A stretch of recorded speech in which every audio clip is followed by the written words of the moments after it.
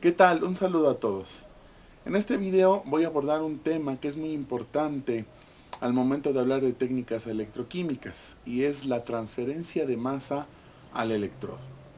Muchas veces nos centramos en las técnicas electroquímicas propiamente, en saber los modos de perturbación y la manera en que responde el sistema. Sin embargo, para comprender mejor esta respuesta y aprovechar la información que nos dan las técnicas, es muy importante poner atención en la manera en que la materia o los analitos se transportan hacia la interfase del electrodo. Si comprendemos bien estos fundamentos teóricos y las ideas centrales de la transferencia de masa al electrodo, podremos aprovechar de mayor manera los estudios que hagamos por técnicas electroquímicas.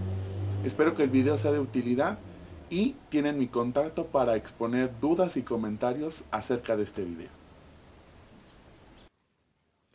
La respuesta que se obtiene en las técnicas electroquímicas depende fundamentalmente de la manera en que se transfiere la materia a la interfaz del electrodo. Por eso es importante conocer qué fenómenos promueven esta transferencia. De manera general, hay tres formas en que la materia o las especies electroactivas se transfieren a la interfaz del electrodo. La primera es la migración, que es un fenómeno que se promueve por un gradiente de campo eléctrico. Dada esta naturaleza, solamente afecta a especies cargadas, es decir, a iones. Supongamos que tenemos un electrodo sumergido en una disolución con iones, aniones y cationes. Supongamos también que el electrodo se polariza de forma negativa. Siguiendo la ley de Coulomb sobre la atracción y repulsión de cargas eléctricas, pues sabemos que el anión, en este caso, va a alejarse del electrodo porque tiene la misma carga que este. Sin embargo, el catión se va a acercar al electrodo por la atracción electrostática que siente. Este movimiento se llama migración. Los iones se movieron o tuvieron un transporte debido al gradiente de campo eléctrico que se manifestó al imponer un potencial específico en el electrodo. La migración puede jugar a nuestro favor o nuestra contra en un proceso electroquímico. Supongamos que tenemos una disolución en donde hay una especie iónica positiva a la cual queremos hacerle una transformación electroquímica. Para ello tendríamos que asegurar que este catión se acerque y llegue a la interfase del electrodo. Por ejemplo, supongamos que se quiere reducir. Para ello tendríamos que imponer un potencial negativo en el electrodo. Esto implicaría que el catión, por migración, se va a acercar al electrodo, lo cual nos favorece, pues necesitamos que la especie se acerque para que pueda sufrir la transformación que estamos queriendo. Sin embargo, supongamos que ahora la especie necesita ser oxidada. Para ello necesitaríamos polarizar de forma positiva el electrodo. Sin embargo, esto significaría que la especie catiónica se va a alejar por migración del electrodo, lo cual dificultaría el proceso electroquímico, pues en lugar de favorecer que la especie electroactiva llegue al electrodo y se transforme, la migración aleja a la especie del electrodo y evita la transformación. Una manera de mitigar este efecto, que a veces es contrario, es adicionar a la disolución un electrolito que no participe en ninguna reacción electroquímica, es decir, que no sea electroactivo. Supongamos que hemos agregado un electrolito y entonces los cationes de esta sal van a ser los que van a sufrir la migración principal y la especie electroactiva que estamos trabajando va a disminuir notablemente su migración, de manera que nos va a facilitar un poco más el transporte de la especie de nuestro interés al electrodo para que se transforme. Bien, como se indicó en el apunte, para mitigar el efecto de la migración es necesario agregar un electrolito que no sea electroactivo. A este electrolito se le va a llamar o se le denomina electrolito soporte. ¿Sí? El electrolito soporte. Debe tener algunas características. Primero, que sea un electrolito fuerte o verdadero. Ajá. Esto nos va a asegurar que se va a disociar por completo en la disolución. Segundo, que no sea activo. Es decir, que ni el catión ni el anión que conforman al electrolito soporte sufran reacciones electroquímicas. Si agregamos el electrolito soporte, entonces los iones que van a manifestar o van a ser afectados de mayor manera por la migración van a ser los iones del electrolito soporte. En este caso, como hemos representado al electrodo con una polarización positiva, los cationes del electrolito soporte son los que van a migrar debido al gradiente de campo eléctrico. De manera concomitante, también los aniones migran en sentido opuesto, dado que son atraídos por la carga del electrodo. Dado que el fenómeno de migración se manifiesta principalmente en los iones que conforman al electrolito soporte, la migración de la especie electroactiva, que es la que nos interesa estudiar, se disminuye mucho, ¿sí?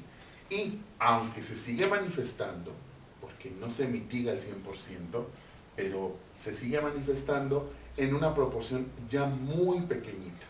De manera que podemos usar los demás modos de transferencia de masa para acercar esta especie al electrodo y que ocurra la reacción electroquímica.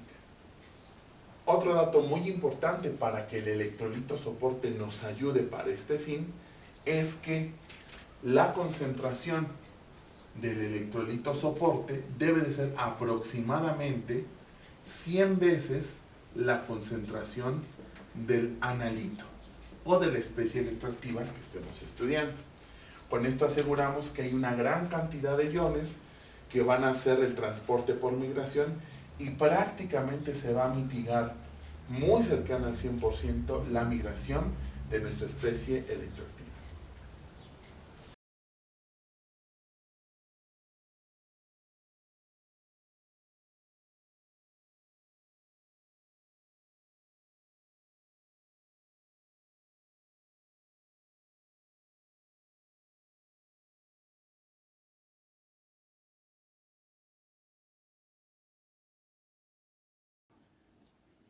La segunda manera en que se puede transportar la materia a la interfaz del electrodo es por el fenómeno de difusión, el cual se promueve gracias a un gradiente de concentración. Supongamos que tenemos una disolución iónica donde los aniones están homogéneamente distribuidos. Sin embargo, los cationes no. En una zona de la disolución hay alta concentración de cationes y en otra hay carencia de ellos.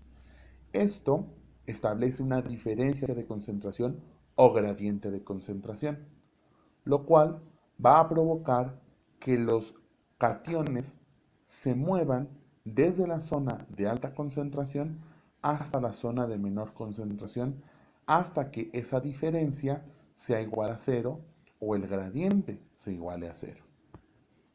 Este movimiento o transferencia de materia se llama difusión. La difusión siempre va a estar presente cuando se realice una transformación electroquímica. Supongamos este proceso en donde está ocurriendo una oxidación. En la interfase del electrodo ocurre la transformación electroquímica. Quiere decir que allí se está generando el reductor R y por lo tanto su concentración a la interfase del electrodo es alta. Sin embargo, conforme se aleja del electrodo, la concentración de R disminuye.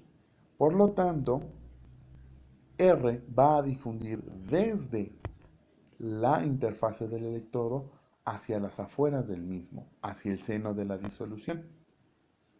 Por otra parte, en el seno de la disolución la concentración de oxidante es alta y por lo tanto va a difundir hacia donde haya menos concentración de oxidante, es decir, en la interfase del electrodo. Al hacer este movimiento, el oxidante puede acercarse a la interfaz del electrodo y el proceso de reducción puede continuar. El fenómeno de difusión siempre se va a manifestar en las técnicas electroquímicas. Supongamos que aquí estamos haciendo una reducción. Quiere decir que el oxidante se acerca a la interfaz del electrodo, de donde adquiere electrones o toma electrones, ¿sí? Y se reduce para formar la especie R, el reductor. Vean que en cuanto llega el oxidante a la frontera o a la interfaz del electrodo ocurre la transformación. Quiere decir que en esta primera zona o en la zona más cercana al electrodo, la concentración de oxidante pues es muy pequeña o prácticamente es igual a cero. Es decir, la concentración del oxidante se aproxima a cero dado que apenas llega a la interfaz del electrodo se transforma el reductor. Sin embargo, en el seno de la disolución, la concentración del oxidante permanece en un valor constante, ¿sí? E igual a una concentración inicial que nosotros podemos establecer. Esta situación nos impone o nos establece una diferencia de concentraciones, una zona de baja concentración de oxidante y una zona de alta concentración de oxidante. Esto es un gradiente de concentración y si hay un gradiente de concentración se va a manifestar el fenómeno de difusión. ¿De dónde? Desde la zona con una concentración alta hasta la zona con una concentración menor. Por ello es que el oxidante en este ejemplo va a difundir desde el seno de la disolución hacia la interfase del electrodo. En este sentido se da la difusión del oxidante. Por otra parte, observen que en la interfase del electrodo, como ocurre el proceso electroquímico, se está produciendo la especie R, el reductor. Y aquí hay una gran concentración de esta especie. Podemos poner que aquí la concentración del reductor, ¿sí?, se aproxima a la concentración inicial, ¿sí?, porque prácticamente cualquier oxidante o molécula de oxidante que llega a la interfase es transformada inmediatamente al reductor. Sin embargo, al inicio del proceso, como solamente tenemos especies oxidantes, en el seno de la disolución no hay reductor. Y en esta zona, en el seno de la disolución, la concentración del reductor pues es aproximadamente cero. Nuevamente se manifiesta o se establece una diferencia de concentraciones o un gradiente. Y ahora esta especie, el reductor, va a difundir de la zona de mayor concentración, que es la interfase del electrodo, hacia la zona de menor concentración, que es el seno de la disolución. Por lo tanto, la dirección de la difusión para la especie R o el reductor es en este sentido. Una constante relacionada al fenómeno de difusión es justamente el coeficiente de difusión y nos da una idea de qué tan rápido se mueve una especie cuando se transporta por medio del fenómeno de difusión.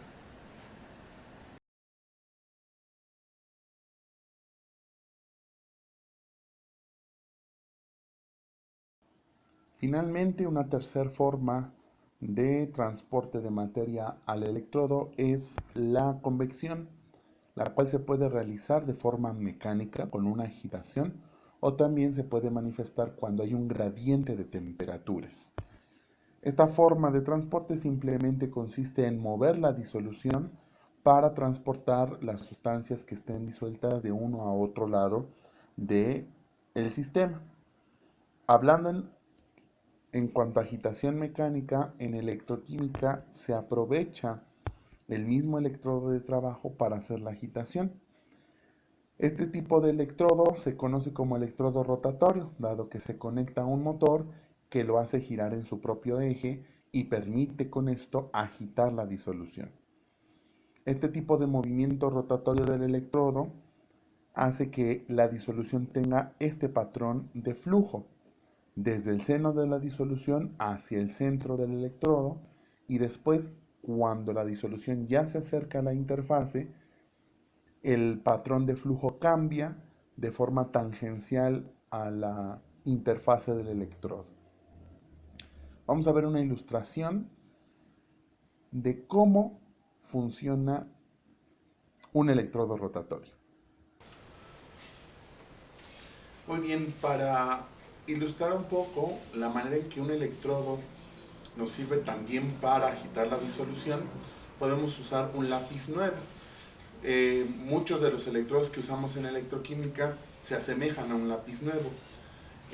La zona de contacto del electrodo es justamente donde está la mina, donde está el grafito. Esa sería la zona en donde va a haber el contacto eléctrico y la reacción electroquímica.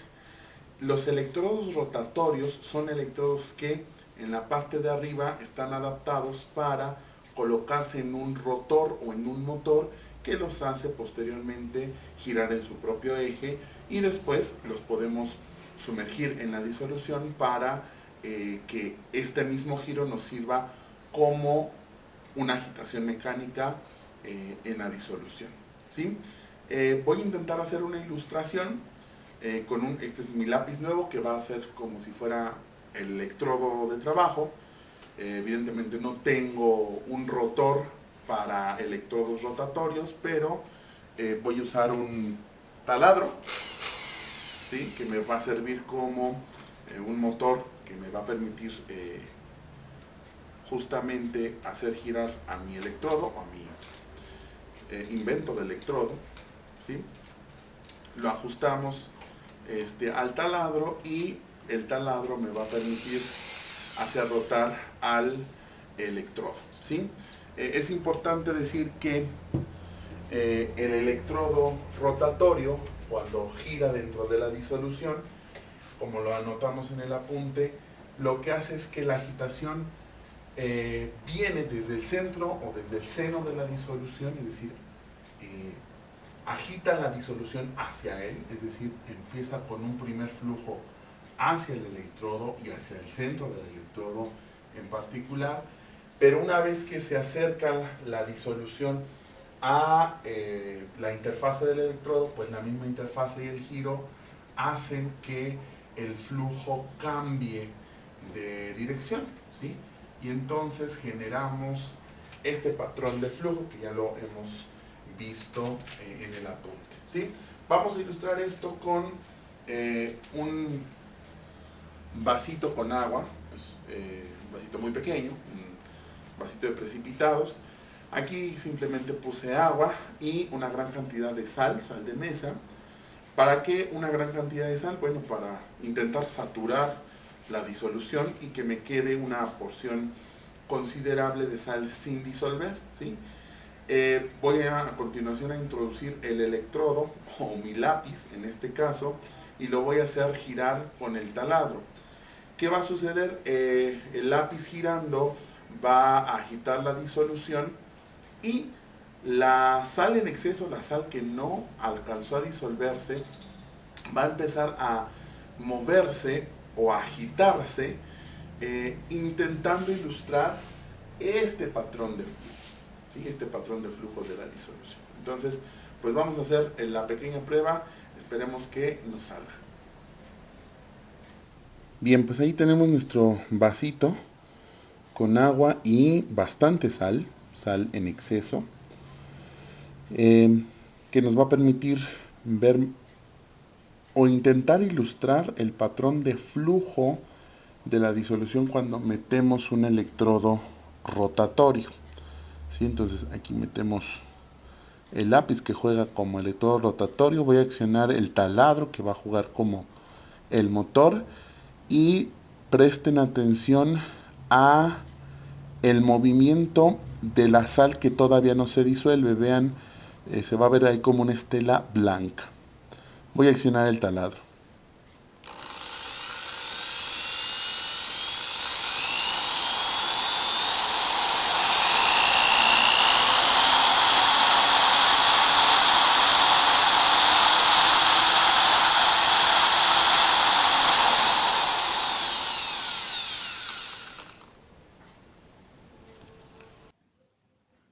Como ya hemos mencionado reiteradamente, un electrodo rotatorio girando y agitando una disolución va a establecer este patrón de flujo en la disolución. A su vez, este flujo o esta forma de flujo establece tres zonas de la disolución respecto al electrodo. La más alejada o en la más alejada se presenta un flujo turbulento, es decir, un flujo en donde la agitación posee o lleva muchas direcciones. Básicamente es el flujo que alcanzamos a ver en la demostración que ya hemos visto. Luego, en una capa más cercana, que es justamente donde hay ese cambio en el patrón de flujo de la disolución, se observa un flujo laminar, en donde el flujo de la disolución ya se da de una manera un poco más homogénea y en este patrón laminar. La capa en donde se da este flujo laminar es muy delgada, así que es imposible verla a simple vista en la demostración que hicimos. Y aún una capa todavía más delgada y que es la que está más próxima a la interfase del electrodo es una zona donde no hay flujo convectivo. Es una capa de disolución que queda adherida al electrodo y no hay agitación en esa zona. A esta zona se le conoce como la capa de difusión de Nernst. Entonces, resumiendo y aprendiendo más sobre estas capas que se establecen cuando hay una agitación por parte del electrodo, en las capas donde hay flujo laminar y flujo turbulento, al final de cuentas hay un flujo, es decir, hay una agitación o una convección, ¿sí? Es decir, en estas dos capas de flujo laminar y flujo turbulento hay una agitación mecánica. El giro del electrodo logra que haya una agitación en esas dos zonas.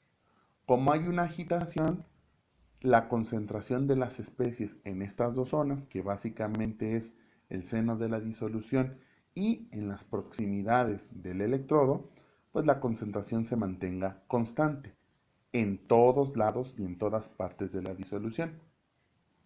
Si la concentración es constante y es la misma en toda esta zona, entonces no hay gradiente de concentraciones y por lo tanto no se manifiesta la difusión. Solamente hay la convección debida a la agitación por el electrodo. Sin embargo, en la capa de difusión de Nernst dijimos que es una capa que está tan pegada al electrodo y que se adhiere al mismo que no hay convección, no hay agitación. Y noten que es esta misma capa donde sucede o se lleva a cabo la reacción electroquímica, las transformaciones. Por lo tanto, en esta zona están cambiando constantemente las concentraciones de los analitos y de las especies electroactivas. Es decir, en esta zona sí se manifiesta un gradiente de concentración y como no hay una agitación que permita homogenizar estas concentraciones, el gradiente de concentración se mantiene y por lo tanto se manifiesta el fenómeno de difusión. Es en esta capa, insisto, donde se manifiesta la difusión porque no hay agitación, no hay convección y además es la zona donde se lleva a cabo la reacción electroquímica. Muy bien, pues para concluir esta parte y en general el tema en sí, Recordemos las tres zonas que se establecen cuando tengo a un electrodo rotatorio en la disolución agitándolo, ¿sí? La zona más alejada es donde se da un flujo turbulento, que bien lo podemos conocer como el seno de la disolución. Más cerca del electrodo, que es donde ya el flujo de la disolución cambia su sentido hacia las afueras de forma tangencial, se manifiesta entonces una zona de flujo laminar. En estas dos zonas, como hay convección, la concentración de las especies permanece constante y no se manifiesta difusión. La concentración de la especie oxidante, por ejemplo, que se presenta en la disolución o en el seno de la disolución, va a ser la misma aquí y en la zona también de flujo laminar, dada la convección que hay. Sin embargo, en la capa de difusión de Nernst, que es la zona más pegadita al electrodo y que es una capa de disolución que se adhiere, que se pega al electrodo y por lo tanto no presenta agitación, allí ya se va a presentar el fenómeno de difusión. ¿Por qué? Punto número uno, porque es la zona donde ocurren las transformaciones electroquímicas, ¿sí? Retomamos el ejemplo de la reducción del oxidante para generar al reductor, ¿sí? A la interfase del electrodo, la concentración del reductor es muy alta y conforme nos vamos alejando disminuye. Allí se genera un gradiente de concentración. Mismo caso para el oxidante, en donde lejos del electrodo la concentración del oxidante es la misma que la del seno de la disolución, pero en las cercanías del electrodo es muy próxima a cero, dado que en el momento que llega la especie oxidante del electrodo se transforma el reductor. Hay gradientes de concentración entonces en esta zona y sumado con el hecho de que en esta zona no hay agitación, entonces el fenómeno de difusión se hace presente en esta zona. Algunas notas finales sobre la agitación con un electrodo rotatorio. Digamos, el grosor de la capa de difusión de Nernst, que en algunas partes de la literatura se representa con delta cero, ¿sí? El grosor va a depender de la velocidad de la agitación. Si ustedes notaron en la demostración que hice, cuando hacemos una agitación lenta, es decir, una rotación lenta, pues los granitos de sal no, digamos, no los observamos. ¿Por qué? Porque esta capa de difusión, por así decirlo, era muy grande y la zona de flujo turbulento y laminar pues quedaba muy abajo y no era posible observar cómo los granitos de sal se elevaban. Sin embargo, cuando aceleramos la rotación, empezamos a ver cómo esos granitos de sal empezaron a elevarse en dirección del electrodo, ¿sí? Es decir, el grosor de la capa de difusión de Nernst está directamente relacionada con la velocidad de agitación. Si agitamos mucho más rápido, a más revoluciones por minuto, esta capa se va a adelgazar, ¿sí? Si agitamos de manera tranquila, de manera lenta, la capa de difusión de Nernst va a ser más ancha. Sin embargo, por muy ancha que sea, es imposible verla a simple vista. Tiene dimensiones nanométricas, ¿sí? Que a simple vista pues no las podemos observar.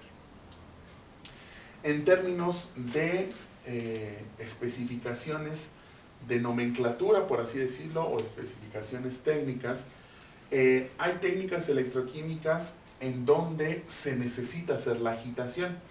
Hay otras técnicas en donde no agitamos la disolución. Posteriormente, cuando vayamos viendo ya algunas técnicas electroquímicas adicionales a las que ya hemos estudiado, haremos la precisión cuáles necesitan agitación y cuáles no. Eso es muy importante.